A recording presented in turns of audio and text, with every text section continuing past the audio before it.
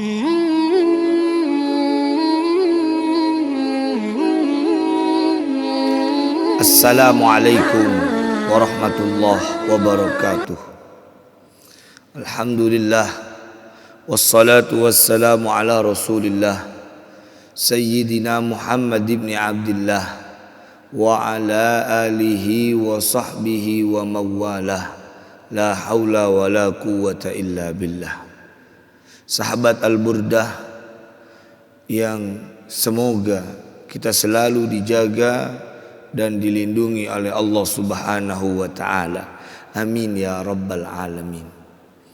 Dalam kesempatan yang sangat mulia ini kita akan mengkaji ilmu fikih yang ada di dalam kitab At-Tadhkiratul Hadramiyah fi ma yajibu 'alan nisa minal umurid diniyah yang dikarang oleh Al-Habib Muhammad bin Salim bin Hafidh. Pembahasan kita pada malam kali ini yakni tentang hal-hal yang diharamkan bagi seseorang ketika dia memiliki hadas kecil.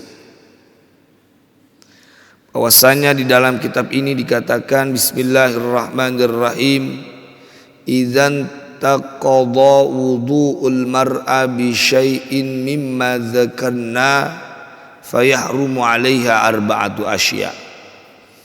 Apabila wudu seorang perempuan ini batal disebabkan satu hal dari 4 hal yang membatalkan wudu, maka dia haram untuk melakukan 4 perbuatan. Apa saja 4 hal yang bisa membatalkan wudu? Ini sudah kita bahas pada video-video yang sebelumnya. Dan keharaman bagi orang yang sedang atau bagi perempuan yang mengalami hadas kecil atau hadas asghar, maka dia punya 4 keharaman. Yang pertama, as-salatu farduha wa nafluha. Haram bagi si perempuan atau bagi seseorang ketika dia dalam keadaan hadas, haram baginya untuk melakukan salat, baik itu salat wajib ataupun salat sunnah.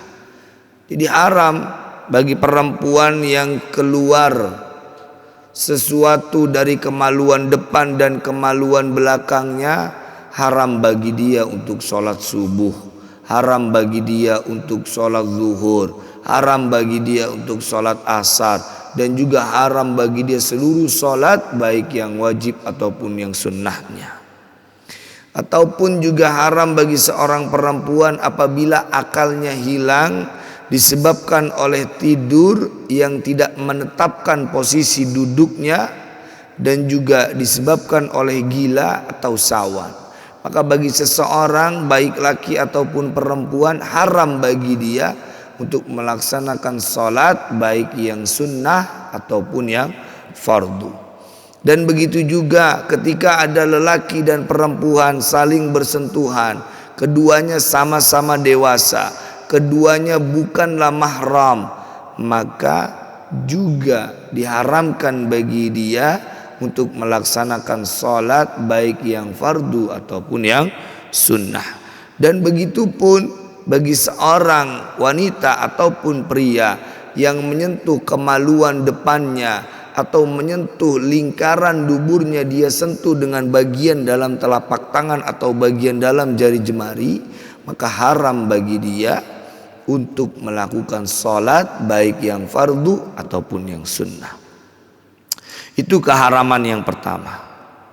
Kemudian keharaman yang selanjutnya, wasujudut tilawati wasujudu syukri wa tawafu bil ka'bati fardhan wa naflan. Keharaman selanjutnya bagi orang yang sedang dalam keadaan hadas kecil, dia diharamkan untuk melakukan sujud tilawah. Sujud tilawah adalah sujud yang dilakukan pada saat pembacaan Al-Quran atau ayat-ayat Al-Quran yang kita dianjurkan untuk sujud. Seperti contoh di akhir dalam surah Al-Alaq, bahwasanya Allah berfirman di akhir tersebut, wasjud waqtarib. Ayat ini suruh kita sujud. Maka baik di dalam sholat ataupun di luar sholat, lebih utamanya di luar sholat ya, karena kita membahas wanita yang batal wudu, berarti di luar sholat. Berarti di luar sholat bagi orang yang dalam keadaan hadas besar mendengar ayat-ayat yang dianjurkan untuk sujud tilawah, maka perempuan itu jangan bersujud. Maka perempuan itu jangan sujud. Mengapa? Karena sujud tilawah bagi orang yang sedang dalam keadaan hadas kecil itu hukumnya adalah haram. Begitu juga sujud syukur, ya, itu haram dilakukan bagi orang yang sedang dalam keadaan hadas kecil. Nah, ini perlu kita ketahui.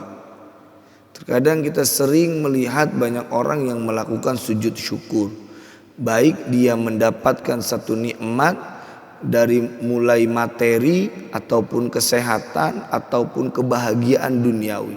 Sering kita melihat orang sujud syukur. Nah, sujud syukur ini pun harus dalam keadaan suci. Maka haram bagi seseorang, baik itu laki ataupun perempuan, sujud syukur dalam keadaan memiliki hadas kecil. Dan selanjutnya adalah tawaf di Ka'bah, baik tawafnya itu fardu ataupun tawaf yang sunnah. Ini juga diharamkan baik bagi laki ataupun perempuan. Untuk tawaf di Ka'bah, baik tawafnya ini adalah tawaf yang fardu ataupun yang sunnah, haram untuk dia melakukan tawaf bagi orang yang sedang dalam keadaan hadas kecil. Para sahabat yang dimuliakan Allah Subhanahu wa taala. Kemudian keharaman selanjutnya bagi orang yang sedang dalam keadaan hadas kecil. Wa massul mus'afi wa huwal Qur'anul Karim wa hamluhu. Haram bagi orang yang dalam keadaan hadas kecil, haram baginya untuk menyentuh Al-Quran dan membawa Al-Quran. Ini haram. Seandainya ini Al-Quran, maka haram bagi orang yang hadas untuk menyentuh seperti ini. Haram juga bagi orang yang hadas kecil untuk membawa Al-Quran, misal di bawah seperti ini. Nah, ini haram, tidak boleh dilakukan bagi orang yang mempunyai hadas kecil. Seperti kita mau membereskan rumah, kita melihat ada Al-Quran, maka wudhu terlebih dahulu kalau ingin membereskan Al-Quran. Karena haram hukumnya menyentuh dan juga membawa Al-Quran yang mana orang tersebut dalam keadaan hadas kecil. Dan yang selanjutnya, wa yahillu hamluhu lis-sabiyya al-mumayyiza li ta'allumi wad darsi fihi. Halal, yakni boleh maksudnya, membawa Al-Quran bagi anak kecil yang sudah tamyiz. Dia membawa Al-Quran tujuannya yang pertama li ta'allum wad dars fihi, untuk belajar atau mempelajari Al-Quran. Ini boleh. Boleh bagi seorang wali memberi kuasa kepada anaknya untuk memegang Al-Quran atau untuk membawa Al-Quran, yang mana tujuan dari memegang, tujuan dari membawa untuk belajar. Semisal mumayyiz ini adalah anak yang sudah bisa makan, minum atau istinja sendiri. Maka ketika kita punya anak yang sudah bisa demikian, bisa makan sendiri, minum sendiri, istinja sendiri, maka kalau dia ada niatan mau belajar Al-Quran, boleh kita berikan dia Al-Quran. Tapi kalau masih belum mumayyiz, ini bagi seorang wali tidak diperbolehkan memberikan Al-Quran kepada anak. Mengapa? Karena di dalam memegangnya anak yang belum mumayyiz kepada Al-Quran, dikhawatirkan nantinya Al-Quran menjadi hina. Seperti apa? Misal Al-Quran dia robek, atau Al-Quran dia lempar, atau Al-Quran dia injak. Nah, dikhawatirkan terjadi yang seperti ini. Dikhawatirkan Al-Quran dilempar, diinjak atau dirobek oleh anak yang belum mumayyiz, maka tidak diperkenankan bagi seorang wali memberikan Al-Quran kepada seorang anak yang belum mumayyiz. Itu tadi ada beberapa hal yang bisa membatalkan, yakni artian haram baginya untuk melakukan hal-hal tersebut yang mana wudunya batal atau dia dalam keadaan punya hadas kecil. Tadi yang pertama kita diharamkan untuk melakukan sholat baik yang fardu ataupun yang sunnah. Juga kita diharamkan untuk melakukan sujud tilawah. Sujud yang dilakukan ketika mendengar bacaan Al-Quran yang kita dianjurkan untuk sujud. Juga haram bagi orang yang dalam keadaan hadas kecil untuk melakukan sujud syukur. Dan juga haram bagi orang yang sedang hadas untuk melakukan tawaf di Ka'bah, baik itu tawaf yang fardu atau yang sunnah. Dan juga haram bagi orang yang sedang mempunyai hadas kecil menyentuh ataupun membawa Al-Quran. Inilah beberapa keharaman yang harus dijauhi oleh kita semua, yang mana tubuh ini dalam keadaan hadas kecil. Semoga kajian ini penuh dengan manfaat dan barokah. Amin ya rabbal alamin.